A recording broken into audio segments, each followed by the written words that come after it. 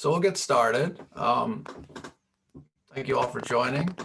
Remember that use the Q&A to ask questions because people will start out unmuted and unable to access the microphone. It's a great pleasure to introduce Schahram Akbarian, who I think we are all incredibly proud that he joined Mount Sinai in 2012. It was, I think, a critically important recruit to Mount Sinai in many ways. Schahram has trained as a physician. He's board certified from MGH, having done his medical degree in Berlin, as well as research on the primate vestibular system. And he's really been a leader in epigenetics over the course of these many years, very active in PsycEncode, very active, of course, in schizophrenia research, multiple prizes, including the Lieber Prize, and before that, the Clermont Award from the Brain and Behavior Research Foundation. Very influential in psychiatry, molecular psychiatry, and really kind of leading the charge in the most advanced multi-omic methodology and how to apply that to understanding complex psychiatric disorders. So Schahram, thank you for agreeing to do this, and we look forward to your talk.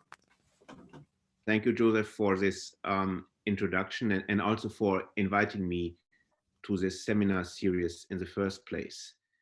So today I will talk about a topic that is, it's a head warning, very basic if you want to call it that way. I'm talking about the regulation of brain glycinergic tRNAs and how this is related to depression-related behaviors in the animal model. So this slide shows the lab in its, in present day, and the large majority of the data and the work I show today goes the credit to that goes to Dr. Jennifer Blaze, a senior postdoc in the lab who is co-mentored by me, and also by Vic Hagigi, who is a faculty in our Department of Psychiatry. So, in the last, I don't know, about 15 years or so, I always started talking about the size of the human genome and how it is, comprised of 6 billion base pairs, and that 99% of that human genome is non-protein coding, and that one of the missions in our laboratory is to understand the biological function of this non-protein coding portion of the human genome, which carries a significant amount of psychiatric of risk sequences for major psychiatric disorders such as schizophrenia, depression, and autism. So, and the last 2 talks I gave to the department over the course of the last 8 years had been focused on that. So today I want to talk about something very, very different. I want to talk about a disease-relevant role of protein production, of translation. And proteins are an interesting part of life, if you wish, right? Because they only comprise 1% of genome sequence, as I just said. But that 1% is, of course, hugely important because it basically orchestrates our life, if you want to call it that way, right? All the functions and enzymes in our systems are built on proteins, and unsurprisingly, proteins comprise more than 50% of a cell's dry weight. So no question, proteins are very, very important. And I'm always in awe that the human genome, that 99% of the genome has nothing else to do than orchestrating, fine-tuning the expression of this 1% of sequence, which are, our proteins. So, and as I said in the beginning, this talk is very basic, if you wish. So I'm not showing any human brain data, no clinical data. I exclusively focus on animal models. And the reason for us in psychiatry to study animals is not only that it allows us to, do functional studies that we couldn't do in human, but when you look very carefully about, when you ask the question, what were the biggest breakthroughs in our field in terms of medication therapies and therapies in general. And when you see where that line of work started, then in my opinion, what I consider as the biggest breakthroughs, which I show in the next few slides, that is not so much, did not emerge from studies of the human brain or from human genomics. Instead, credit goes to very different species, to the cow and to the rat. What I mean by that is, so one of the big advances in the field, in my opinion, was that we developed, that we as a psychiatrist have now the option of treating a disease such as postpartum depression with a very specific drug, a neurosteroid that binds to the GABA A receptor. That's of course brexanolone, as you all know. And when you look back in the literature, this is a 30-year story. Now, FDA approval was 2018 or so, if I understood correctly. So this line of work started 1988 with a study of bovine, right, cow, enterochromaffin cells that linked GABA A receptor function to the binding of a specific progesterone ligand. So one proof of principle case in point, how animal studies started what became a big therapeutic breakthrough in psychiatry. Another example, of course, is ketamine, right? Ketamine is, again, in terms of its approval as an antidepressant drug, it's another 30-year story, right? FDA approval sometimes happened around 2019, but the starting point of the ketamine depression story goes back to 1990, when Phil Skolnick and Ramon Trulas at the NIH did some behavioral studies and published in a specialty journal, European Journal of Pharmacology, published their findings that low dose of NMDA receptor antagonists, including ketamine, have antidepressant actions in a very simplistic rat depression test, tail suspension for swim test. So again, another example how important animal studies are in our field. So anyway, and speaking about ketamine and NMDA receptors, one interesting theme emerging in this area is that the downstream effects of this rapidly antidepressant drug is somehow, in yet poorly understood fashion, linked to the phosphorylation and dephosphorylation of a molecule that is called E2F2, which means eukaryotic elongation factor 2. It's a housekeeping protein, very important for protein translation, and it's almost a bit counterintuitive how this can be relevant in the pathophysiology of a very sophisticated complex disease such as depression. So, but there are credible studies out and even reviews such as this one from Suzuki and Monteggia on the mechanism of action of ketamine as it pertains to depression. And one of the attractive models here is that ketamine in essence alters the kinetics of this EF2 and elongation factor, which, I don't want to burden you with all the mechanistic details of protein translation, but in essence what it does, it speeds up the production speed of proteins within this protein factories, which is called the ribosome. These are these blue structures here. You may remember it from your biology textbooks and your high school or college classes. So these RNA molecules, they are go in a tunnel into this protein factory, the ribosome, and it is in this ribosomes where the genetic code or the RNA sequence is read into protein sequence, and literally with a type of molecule called the tRNA being the functional nexus, because these tRNAs bind to the messenger RNA, or to they in essence read the genetic code, and they carry at the other end an amino acid that is then built into this emerging peptide sequence, this emerging protein, as the RNAs run through the ribosome. So it's kind of, in one way, shocking that something like ketamine as an antidepressant is linked to this very basic mechanism of action, speeding up protein translation in the brain.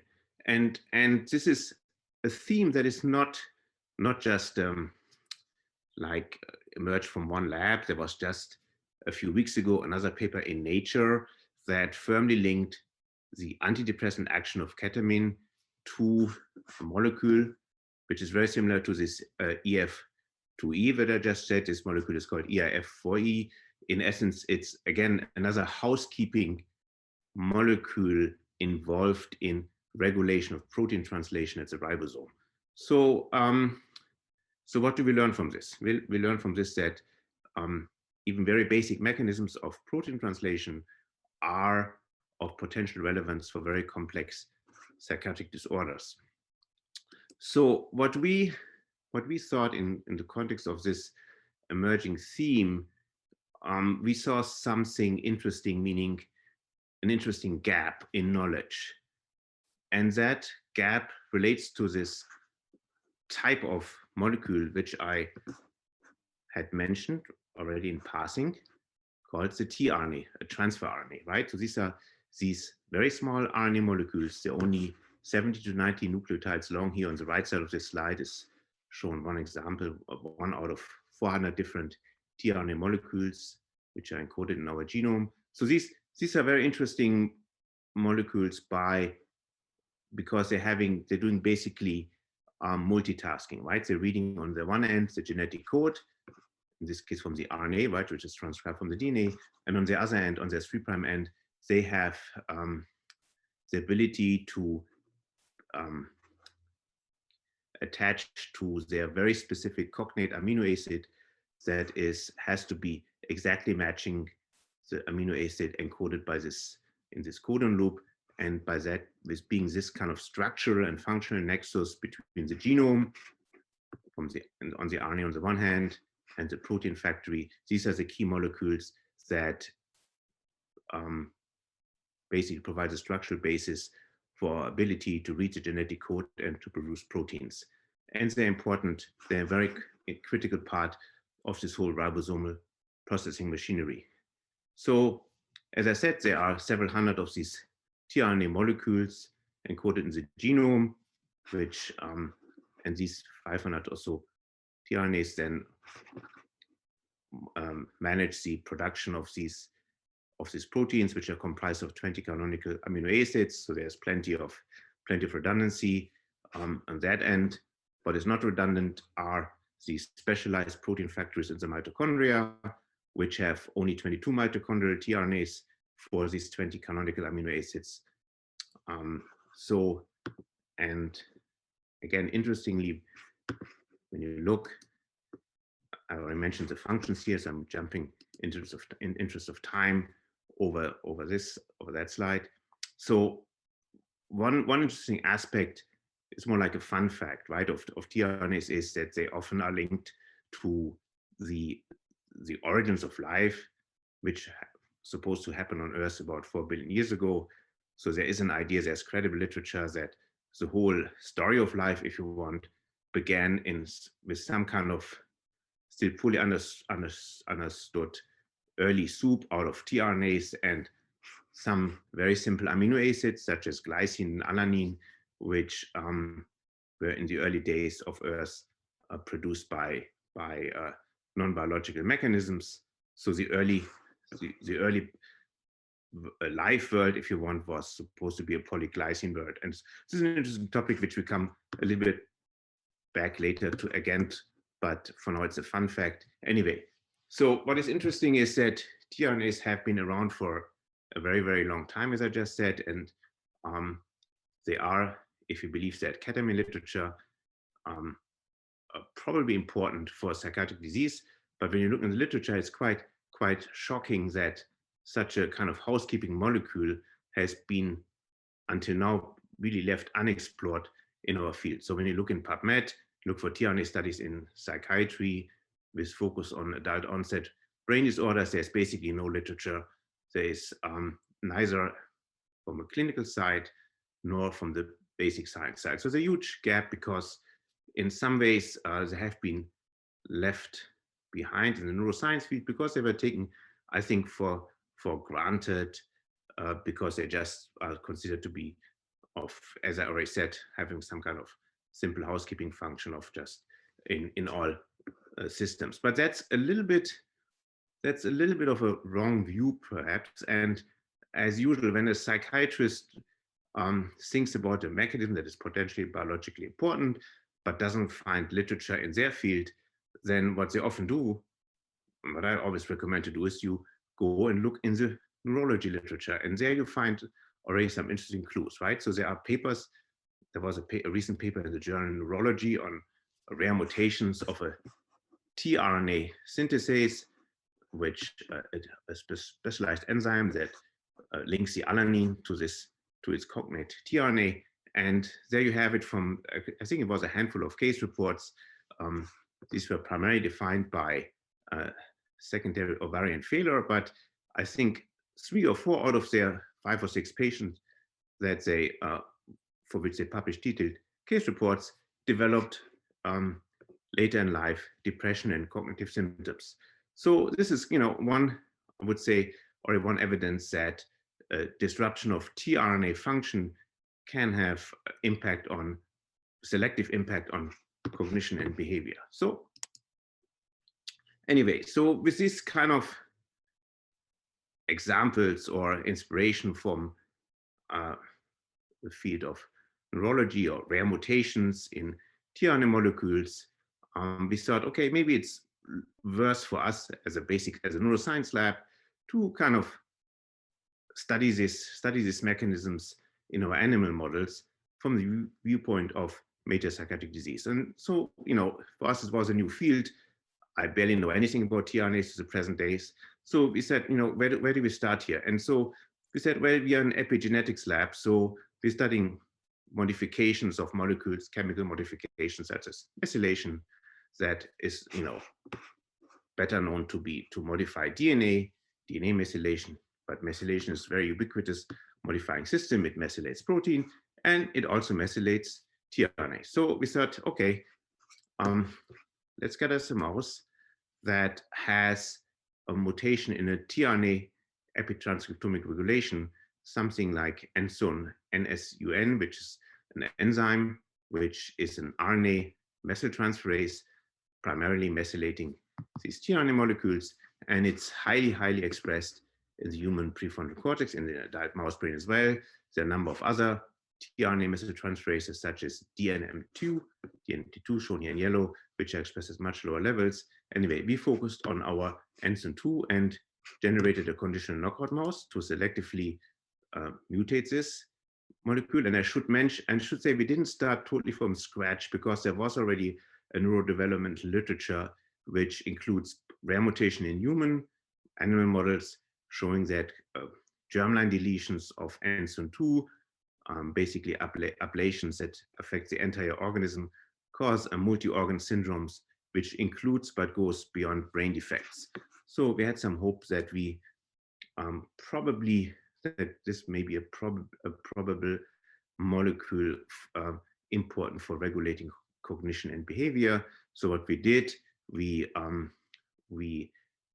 generated a conditional knockout mouse that deletes this RNA cytosine methyltransferase specifically in neurons of the forebrain, of the postnatal and adult forebrain.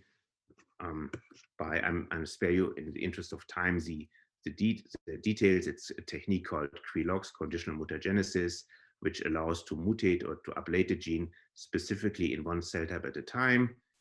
As I said, in this case, it's forebrain neurons, prefrontal cortex neurons, and we also created a mouse model which has kind of the opposite intervention, if you wish. We overexpress this NSUN2 specifically in the neurons, in this case of the mouse prefrontal cortex, shown here in green. So anyway, so we have this model of an RNA cytosine genetic models for manipulating the tRNA cytosine methyltransferase pathways. And this shows as proof of principle how our genetic engineering in this prefrontal cortex and in the forebrain as well, in the entire forebrain as well, we had these 2 models that these interventions do what we're hoping to do. these are, as an example, this slide, this shows the glycine tRNA. It's all these little circles indicate the position of a cytosine, right? Cytosine is the nucleotide that can be methylated, that can carry the methyl group. And the blue ones here, cytosine 39, 48, 46, 47, are the cytosines that are in a potential methylation state and shown here in blue. So this is the wild type. These are 50,000 glycine tRNA molecules, individual molecules that have been sequenced base by base, showing the methylation level of cytosine. You can see this is a wild type forebrain, and this is a knockout forebrain. You can see right away that these cytosines 48, 46, and 47 have a drastic drop, 50%, which we were quite happy to see. And on the other hand, our overexpression mouse, it's a little bit subtle here, shows this partially methylated cytosine 39 with significantly increased methylation levels as compared to a wild type state. So we have this, shows as proof of principle that our genetic engineering of this RNA methyltransferase technically works. And then we subjected these mice to what looks as very simplistic behavioral tests. For swim tests and tail suspension tests, which are two types of tests who are measuring behavioral despair in the animal.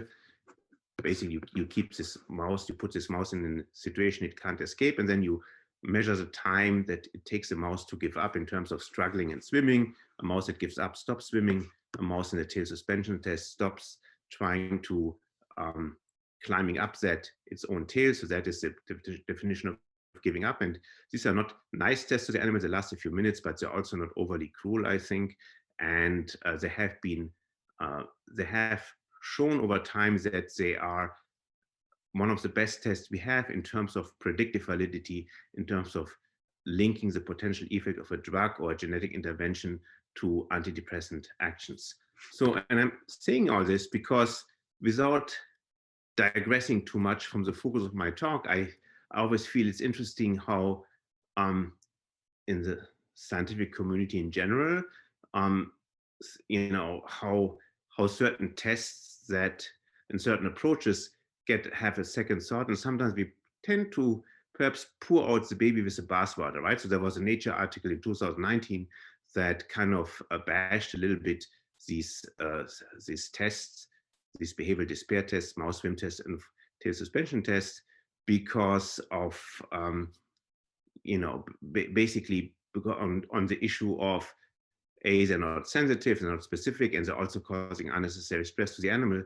And it's interesting, for me, it's interesting because nobody has an alternative to these kinds of behavioral tests, because all the other tests we apply in the field of depression, all the animal tests are not doing better in terms of predictive validity to indicate therapeutic usefulness. And if anything, they're even more stressful to the animal. So this is just a bit of a side point, but not totally unimportant, that by now even the NIH has an internal debate of what kind of behavioral tests in the animal field they fund and not fund. And so it's kind of a bit of a walking on eggs. So when we write our NIH applications, we now we are allowed to show data that from the forced swim and tail suspension test, but we're trying to communicate to the NIH, like this is a page for my grant application, that we're not doing these tests going forward with NIH money. So it's a little bit of for me, a funny situation. And I can, just let me go back to the main point of my talk, but I still had to mention this here, that we have in this field, in this depression research as it pertains to animal, some interesting discussions in the scientific community. Anyway, so here is probably one of the main take-home messages from this basic research for my talk today, and that shows that this deletion, this neuron-specific deletion in the adult prefrontal cortex of this tRNA epitranscriptomic regulator indeed produces an antidepressant phenotype by tail suspension test. So this shows the control groups. This is the time in seconds that the animal basically becomes immobile, meaning this is a metric for giving up, if you wish, the tail suspension test. This is our wild type control, and here the colored bar is for this NSUN2 mutant mouse, and it shows clearly that it has a much less tendency of giving up or being immobile, spending time immobile in this test, and we have a similar tendency with the forced swim test. So this for us was very encouraging, and this is one of the very first studies, if you wish, linking regulation of tRNAs, in this case tRNA methylation, to a complex behavioral phenotype in the animal. So we were quite happy about this finding, and we then further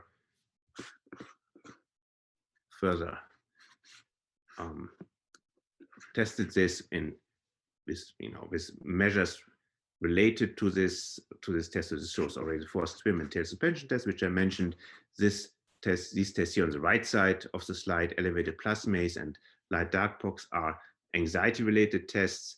And again, we see that these NSUN2 mutant mice, which lacks the tRNA cytosine methyltransferase activity, have spent more time in open arms, which is equivalent to having less anxiety in these mouse models. And just like, when you look at these slides, you can see there's a lot of variability from animal to animal. You see that not every test is positive. So this is, for me as a psychiatrist, totally not surprising. It's just like with human studies, when you run multiple behavioral tests in people, you get often subtle differences between disease and control group, and they're not always consistent from test to test. But when you look at the bigger picture, we are at this point quite confident that the neuron-specific deletion of this NSUN2 methyltransferase has a very significant antidepressant effect.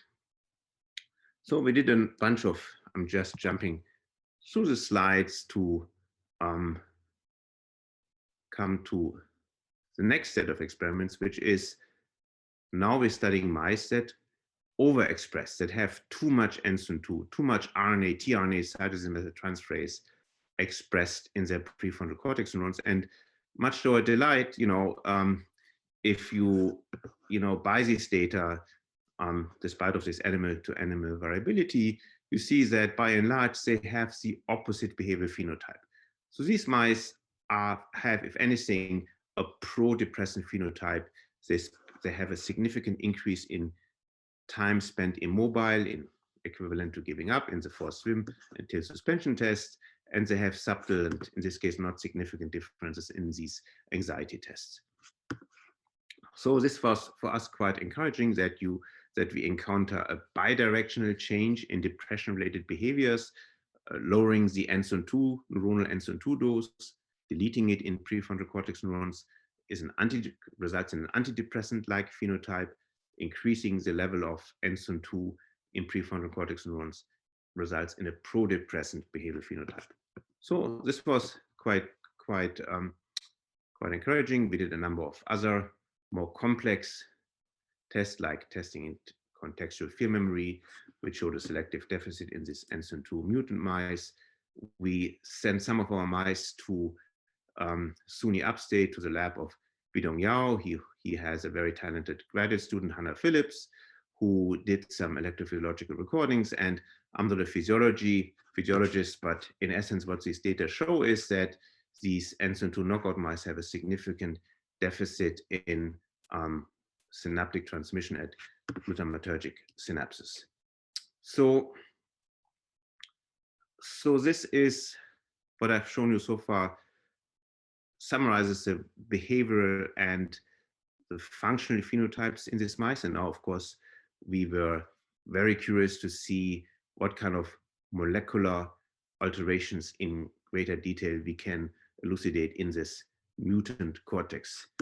And here the story gets, again, from a point of clinical or from developing new therapeutics, quite interesting. So, and it turned a bit of an unexpected, it took a bit of an unexpected turn. So remember, I told you in the beginning, we have about 400 or 500 tRNA genes encoded in the human genome, similar numbers in the mouse genomes.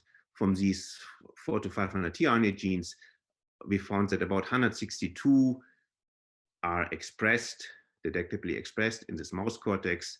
Again, these are 162 tRNAs, which in toto regulates the translation of these 20 canonical amino acids of which our body is comprised. So 162 tRNAs, and each of these little gray dots is one of these 160 tRNA molecules. And we did we profiled in this mutant cortex these tRNAs with two very different techniques called DMT-RNA-seq, and or YAMAT-UMI-seq. I spare you the details. Bottom line is, when you see here these green dots, these are a very specific subtype of tRNAs. These are the tRNAs that specifically encode the amino acid glycine, right? Glycine is 1 out of 20 canonical amino acids. And what you see is with these two different techniques in this NSUN2 mutant mice, overall the story is very clear, right? That glycine tRNAs seem to be disproportionately affected by the loss of NSUN2 in this prefrontal cortex neurons by having a significant decrease, right? Basically, and the entire set of glycine tRNAs or glycine isodecoders, as they are called, is deficient, while all the other amino acids are either not affected in terms of their tRNA expression profiles, or if they are affected, such as alanine, it's only 2 out of 5 or 6 alanine-specific tRNA molecules. So we get we knock out this RNA cytosine methyltransferase, and then unexpectedly what we observe is a very specific deficit in glycinergic tRNAs, in tRNAs that add the amino acid glycine to the protein, to the evolving protein chains during the process of translation. And of course, glycine is interesting. It's not an unknown entity in the field of psychiatry, as I will mention in the next few slides. So we did a few more additional molecular studies. So tRNAs, as I mentioned earlier, are around on this earth for 4 billion years, long time, right? So Mother Nature has multi-purposed and multitasked them to an amazing degree. When you read the literature, I'm always humbled when I read tRNA literature.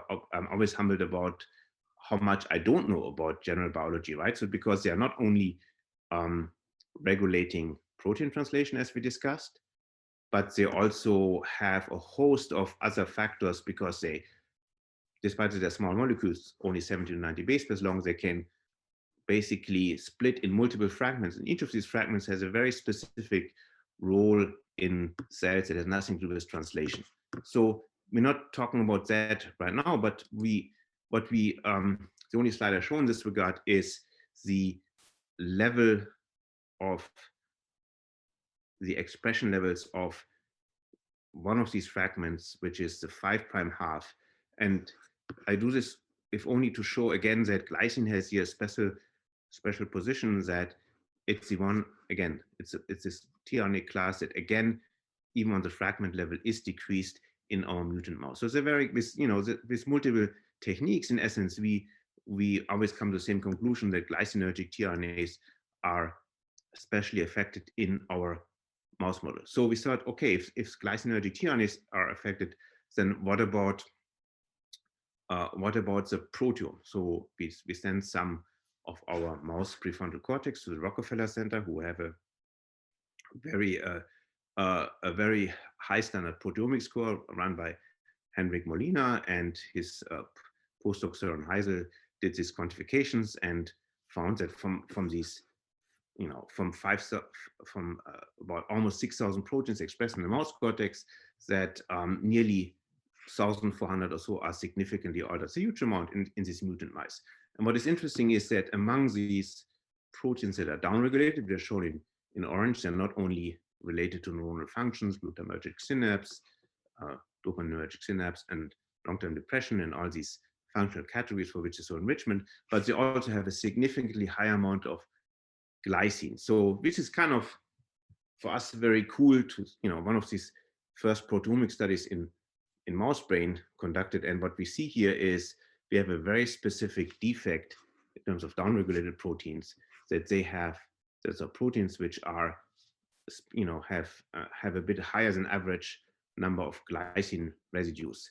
which is not expected, which is not unexpected, of course, because we have a specific deficit of glycinergic tRNAs. And so then, you know, we said, this is a kind of a bit of a simple mass, a percentage of glycine. So we contacted some collaborators who are cancer researchers and not neuroscientists, because as I said earlier in my talk, there's not much tRNA neuroscience going on, but we found a lab at UCSF, Hani Godazi, who has done a lot of tRNA work in the context of cancer. And he basically, to make a long story short, confirmed our observation that we have a defect in translation for glycine-rich proteins with very elegant method of calculating the translation efficiency ratios and other metrics, which I don't go too much into, except for maybe this is one of these very molecular slides, right? So I said to you, there are 600 tRNA, 400 to 500 tRNA genes expressed in the genome for 20 amino acids, and this enormous redundancy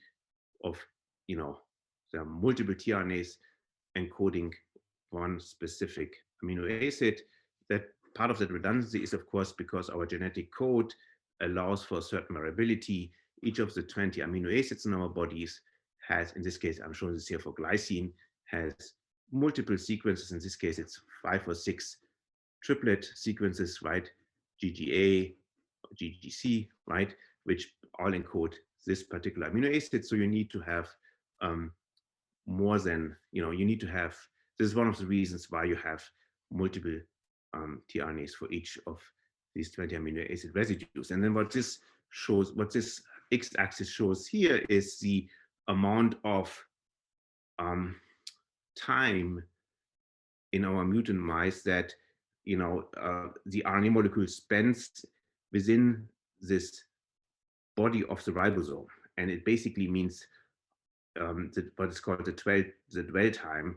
And what it shows is that it's the glycinergic codons, especially GGA, that spends an enormously and has an enormous increase for genome-wide level. This 5% increase is very, very significant. Spends an enormous time within the ribosomes, which is not unsurprising because this RNA molecule basically is not matched by tRNA, right? Because the tRNA is deficient. We don't have, these mice have lost the proper amount of glycinergic tRNA. So this is all in some ways for us very new data, and it's one of the first examples of showing a codon specific defect in protein translation in a mouse brain, in this case in a mouse brain modeling a psychiatric disease. So this is for us, from basic science perspective, quite interesting. And so what we then have come up with is a new model that of antidepressant action, right? So what we propose is that NSUN2 tRNA methyltransferase is a broad cytosine epigenomic regulator for brain tRNAs, but for some reasons, only glycine tRNA is vulnerable to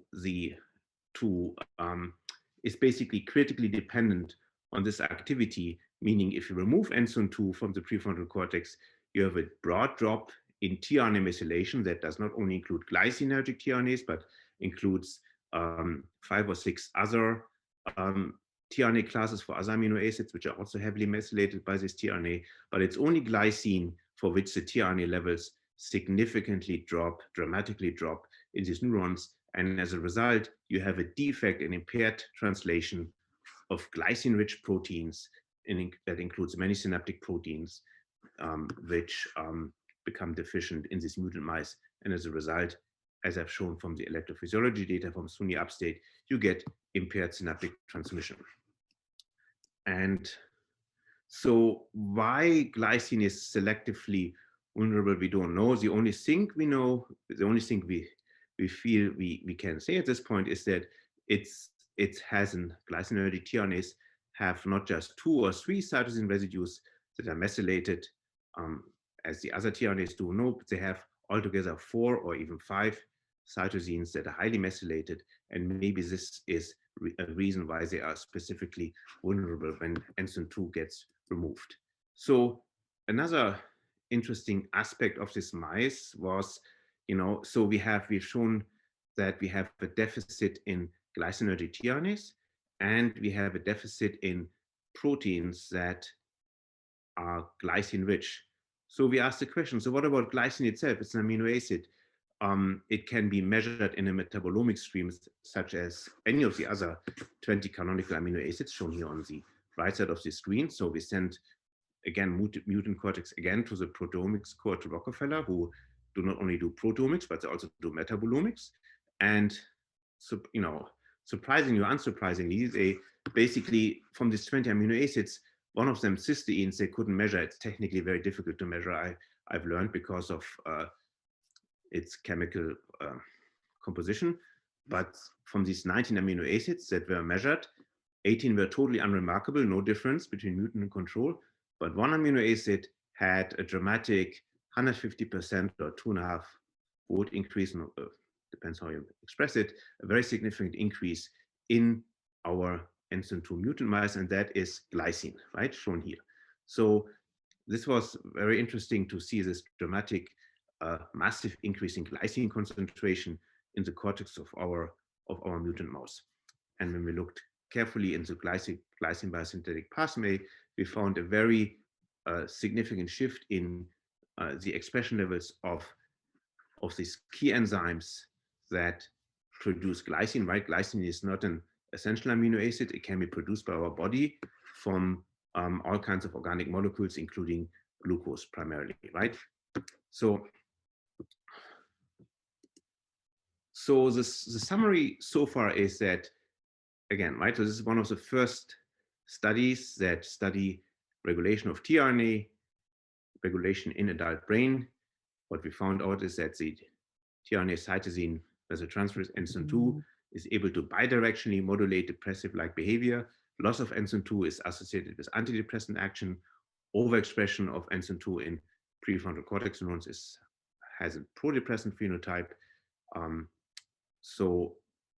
And what we think, what is happening, the mechanism of action involves glycinergic tRNAs, which are selectively vulnerable to this loss of methyltransferase activity. And it triggers a host of downstream consequences, loss of glycine-rich synaptic proteins, and upregulation of the glycine biosynthesis pathways. So this is, again, I think, interesting from the point of clinical psychiatry, because glycine, of course, is maybe the key, is a most studied among these 20 canonical amino acids in terms of in terms of psychopharmacological trials, and it's on the radar screen of clinical psychiatrists because it is also partial agonist at the NMDA receptor, among others. So this is interesting, right? So overexpression of glycine or artificial, intake of glycine, supplemental intake of glycine has, I have a feeling from reading the literature that it's not exactly leading to a therapeutic breakthrough, but it has, across multiple studies, therapeutic effects in both in the larger group of mood and psychosis spectrum disorders by improving cognitive functions and having some effects on therapeutic effects on depression and anhedonia-related symptoms. So that's interesting, again, from our viewpoint of our NSUN2 mutant mouse that has a 150% increase in cortical glycine levels and a strong antidepressant-like phenotype. So what we then think, and this is probably my take-home message, the main finding of this, of this kind of work at the end of the day, that what we provided to the field is a third pathway by which glycine could impact depression and could be used as a therapeutic mode, right? So glycine is, as I said, it is on the radar screen of clinical psychiatrists because it binds to the NMDA receptor, right? The NMDA receptor has a glycine binding site, and that augments its augments the activity of this receptor. But it's interesting to mention that most of these glycine binding is, I think, is believed to happen at NMDA receptors, which are not at the site of synapse. So it's still a bit unclear how this exactly fosters the function of this molecule, and if it's a net positive or net negative regulation.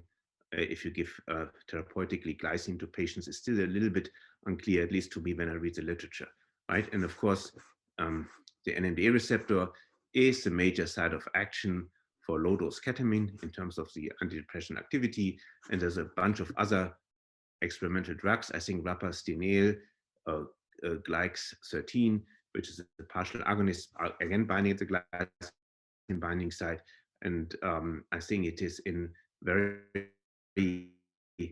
very promising clinical trials for the treatment of depression at this point, I believe. So again, so glycine as it pertains to treatment of depression, the NMDA receptor.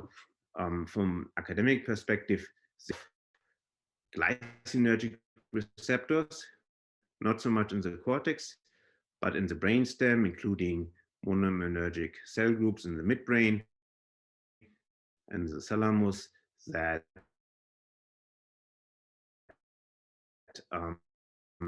so now it shows the translation of tRNA for amino acid and that by problem regulation shows that transcription activation rate the type of modulates this depredated test.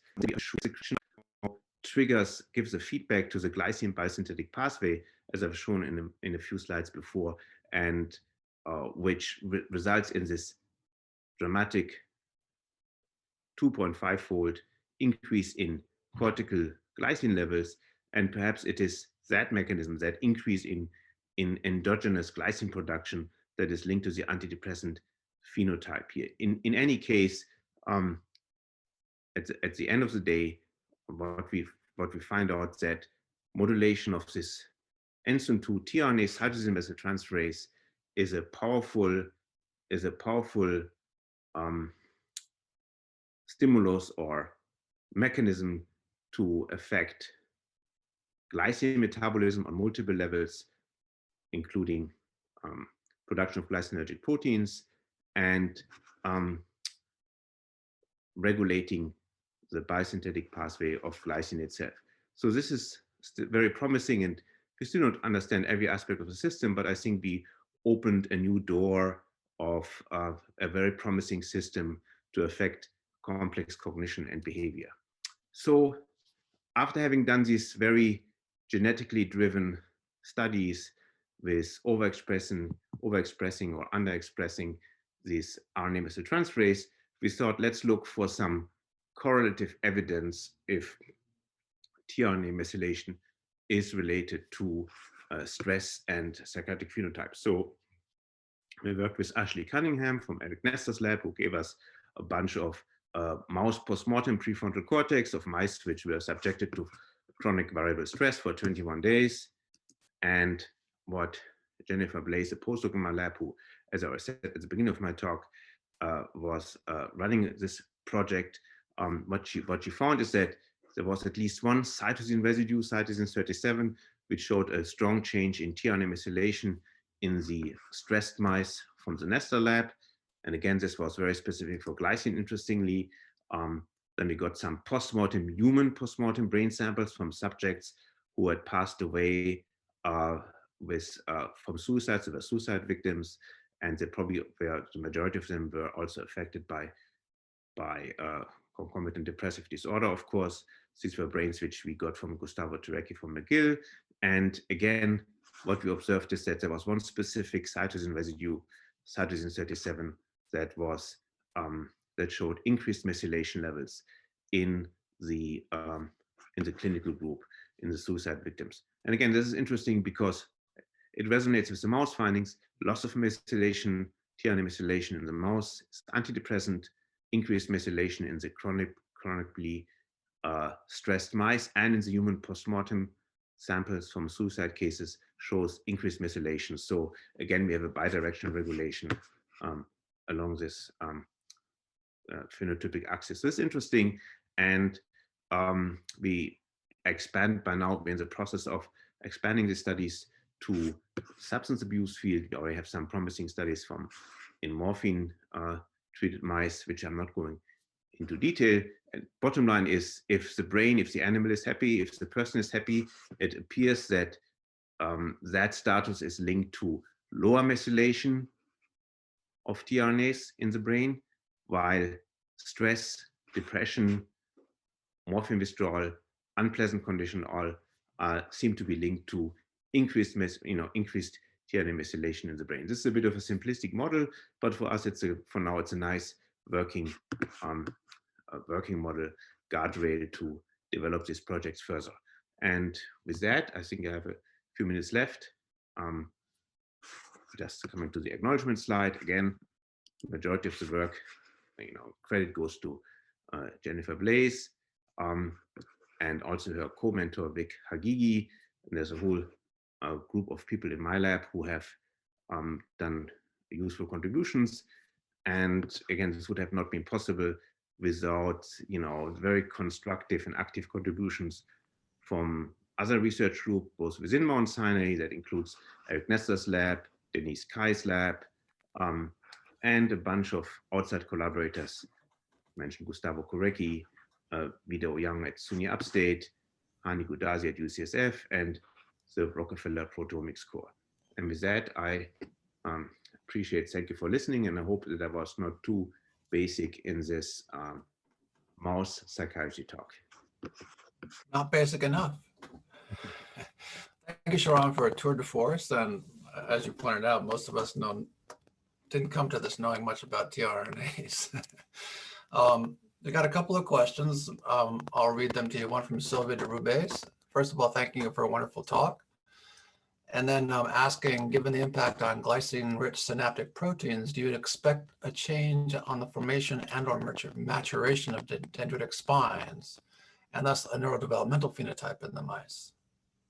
Yeah, that's a good question. Now, I think we don't know that yet. What we're trying to do is we're trying to get a glycine sensor, a molecule that changes fluorescence when it's when glycine levels change, and we hope that we get it at high resolution, that we can see individual dendrites and spines, and then we kind of try to longitudinally monitor this. But this is, again, these are techniques that we need, microscopy experts. These are beyond the skills we have in our lab. So work to be done. It's a very good question, but. And maybe I can ask one too. So you show the 3 ways that glycine can impact, affective status, shall we say. And they're hard to disentangle in your mouse, right? Because you have elevated glycine and you have changes in the levels of glycinergic rich proteins. And of course, if it's elevated glycine, you're going to affect binding to the receptor. So I guess generally, how do you think to address that? And specifically in the electrophysiology, I wasn't paying attention enough. That was done ex vivo, right? So there was no elevated glycine there. Yeah, the electrophysiology was done in slices. That's absolutely good. That's a very good observation. It was done in slices, and so in slices they have a bath, a perfusion bath. It means they definitely turn over the solution they need to oxygenate the slide. So I would imagine they wash out unwittingly that elevated glycine. Yeah. So so I think it can't be all related to the acute tissue glycine levels from that. That's absolutely correct. And you're also right that I do not know how to disentangle it other than starting multiple projects. So we think about one project where we just focus on glycine without changing any tRNA levels and just see if that replicates everything. And another project where we try to specifically do gene knockout, but that's very hard with these tRNAs because they're redundant in the genome, but to try to knock them out, to remove the glycine tRNA from the genome, or at least some of them, and see if that replicates the phenotype. Yep, those are all tough experiments. Yeah. All right. Well, I think it's a fascinating new lead. And just maybe the last question, since we're just about out of time. So if you look at I mean, these glycine-rich proteins, we all know a few, right? With polygly or, kind of the linker between modules and proteins. If you look at them kind of as a class, are they more brain enriched? Are they tend to be more complex proteins with multiple modules? That's a very good question. One of the reviewers of our papers had that, and so it wasn't me. It wasn't me. No, but it's absolutely right. So it's not that neurons have more glycine-rich proteins than non-neurons or so. From when we just look at the proteomic stream, it's just that there's enough glycine-rich proteins like GABA receptors, glutamate receptors, scaffolding proteins that I think in total it's enough to destabilize the system. But neurons by themselves have no preponderance for glycine-rich. Absolutely. Got it. Well, thank you for a great talk. We're at the top of the hour. Thank you all for participating. And this is really exciting and I will say an absolutely new direction in psychiatry, molecular psychiatry. Thank you so much. Bye-bye. Bye.